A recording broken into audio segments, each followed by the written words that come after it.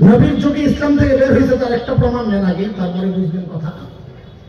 নবীজি যখন মক্কা বিজয়ের দিন মক্কায় ঢুকে তো সাধারণ ক্ষমা ঘোষণা করছিলেন, কি বলে, লা তাসরিব আলাইকুমুল ইয়াউম, আজকে আমি কোনো প্রতিশোধ দিব না, সব মাফ।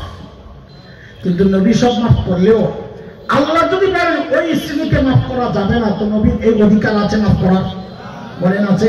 নাই। তো আল্লাহ কিছু একটা শ্রেণী সম্পর্কে বলেছেন, মালউনিন আইনামা সুকিফু উখিযু ওয়াকতিলু তাকতিলা, যারা মালউন, যারা আল্লাহর নবীকে কষ্ট দিতে গালাগালি করছে, ইসলামিয়ত উচ্চতাচ্ছিল্য করছে, ওদেরকে ছাড়া যাবে না, এদেরকে যেখানেই পাওয়া যাবে ধৈর্যই হত্যা করতে হবে। সিদ্ধান্ত কার এটা? নবীজি ঘোষণা করছেন অমক অমক অমক, এর মাফ করা যাবে না। এরা কারা? ঐতিহাসিকদের কাছে ভিন্ন ভিন্ন মত আছে সংখ্যা নিয়ে, কিন্তু সবচেয়ে গ্রহণযোগ্য মত যেটা, বিখ্যাত আলিম শেখ ইবনে তাইমিয়া রাহমাতুল্লাহি আলাইহি, ওনার এক বিখ্যাত কিতাব আছে এই সংক্রান্ত, আস-সারিমুল মাসলুল আলা শাতিমির রাসূল, নবীকে যারা গালি দেয় তাদের কি শাস্তি, এই সমস্ত বিধান আছে। ওই কিতাবে শেখ ইবনে তাইমিয়া 15 জনের নাম আনছেন, 15 জন, যে নবীজি এই 15 জনের নাম বলেছেন। তারা কারা? আব্দুল্লাহ ইবনে খাতাল, কুরতুনা, কুরাইনা, সাররা, মাকিস ইবনে সুবানা, ওয়ারিস ইবনে নাকিব, আব্দুল্লাহ ইবনে জুবাইরা, আব্দুল্লাহ ইবনে সাদ ইবনে আবি সালাহ, ইকরামা ইবনে আবি জাহল, হুবার ইবনে আল-আসওয়াদ, হুবায়রা বিনতে আবি ওয়াহাব আল-মাখজুমি, কাব ইবনে জুহাইর, ওয়াহশি ইবনে হারব, হিন্দা বিনতে উতবা। এই 15 জনের নাম ঘোষণা করেছেন নবীজি যে তাদেরকে যেখানেই পাওয়া যাবে ধৈর্যই হত্যা করতে হবে।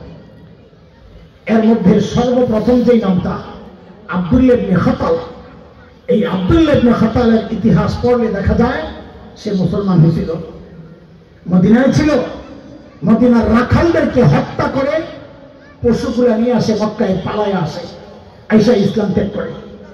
কি বোঝা গেল? আমি আর বিশ্লেষণে যাচ্ছি না। কি বোঝা গেল? যে নবীজির যুগেও মানুষ ইসলাম থেকে বের হয়েছে, ঠিক আছে কথা। সাহাবীদের যুগেও ইসলাম থেকে বের হয়েছে। যেমন ওই রিয়াদ অঞ্চলের কাছাকাছি এক এলাকায় ইয়ামামা, ওখানে এক পুত্র ছিল বনু হানিফ।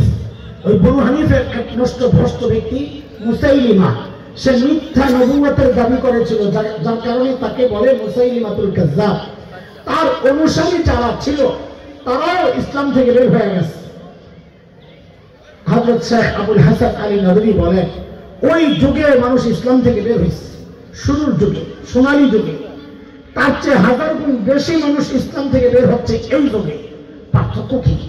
পার্থক্য হচ্ছে ওই যুগে যারা ইসলাম থেকে বের হইতো ও নিজে জানতো আমি মুসলমান নাই, যেই সমাজে ইসলাম থেকে বের হইতো সমাজও জানতো সে মুসলমান না, যার কারণে সাহাবীরা তাদের বিরুদ্ধে জিহাদ করছেন, অমুসলিম।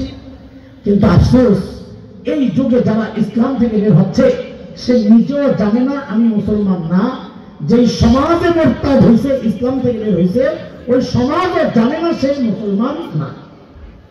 যেমন আপনাদের উদাহরণ না দিলে বুঝবেন না, ক্লিয়ার হবে না। 2013 গণজাগরণ মঞ্চ বসেছিল শাহবাগে, মনে আছে তো না? কেন? যুদ্ধাপরাধীদের বিচার ত্বরান্বিত করার দাবিতে। এই বিষয়ে আমি কোনো কথা বলছি না, কিন্তু এই গণজাগরণ মঞ্চের আড়ালে কিছু নাস্তিক ব্লগার তারা সেখানে বসে বসে আমাদের প্রিয় নবী সাল্লাল্লাহু আলাইহি ওয়াসাল্লামের বিরুদ্ধে এমন সব জঘন্য লেখালেখি করছিল। আল্লাহ আল্লামা আহমদ শরীফ রাহিমাহুল্লাহ ময়দানে নেমেছিলেন, শাপলার যে ট্র্যাজেডি, সেই তো এই গণজাগরণ মঞ্চের এই ব্লগারদেরকে কেন্দ্র করে আমাদের আজকের মাহমুদুর রহমান সাহেব, আমার দেশ সম্পাদক, তিনি বিষয়গুলো এনেছিলেন সবার আগে, মানে সবাই মোটামুটি জানতো, তিনি বিশেষ প্রকাশ করছিলেন। ওই ব্লগারদের একটা ছিল, ব্লগ ছিল থাবা বাবা, রাজীব হায়দার। এদেশের কিছু ইমানদার সাহসী যুবক, নবী প্রেমিক, প্রকৃত আশিক রাসূল, ওদের যে কাজ ওরা যা করেছে এর থেকে আমি নিশ্চিত আমার চেয়ে তাদের ঈমান মজবুত ছিল, নবীর প্রেম আমার চেয়ে তাদের বেশি ছিল। কারণ যে কাজ ওরা করেছে ওই সাহস আমি করি নাই। ওরা কি করেছে? ওই আল্লাহর নবীর দুশমন রাজীব হায়দারকে হত্যা করেছিল।